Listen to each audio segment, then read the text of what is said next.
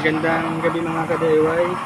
Test fire ulit tayo nitong order ni Sir Sial na Calandius oil. Isang set ng standard size o yung small size na Calandius oil. Yan siya. Ang kulang na lang dito sa ginagawa natin ay oil tank. Nagkakaproblema lang tayo sa pag-welding dahil medyo humihina ang supply ng kuryente natin, kaya medyo natatagalan yung paggawa natin ng Calandius oil. Pero pag nagawa na natin ito bukas, Sir Sial, sa isang araw, papashipping na natin itong order mo na Calandius oil. Transfer natin.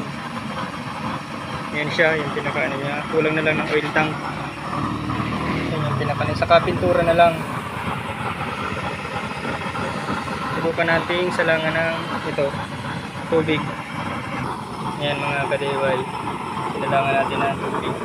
Yung apoy niya, super blue flame. 100% blue flame.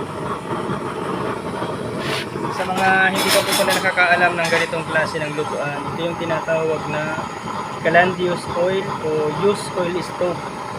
Ang mga ginagamit dito ay yung mga gamit o yung yung gamit na o yung patapunan ng mga used oil, used engine oil or used cooking oil ang ginagamit dito. Used oil ng sasakyan, saka yung pinagprituhan natin, pwede natin gamitin dito, pwedeng ipunin. Pwede natin gamitin dito sa Calandius oil.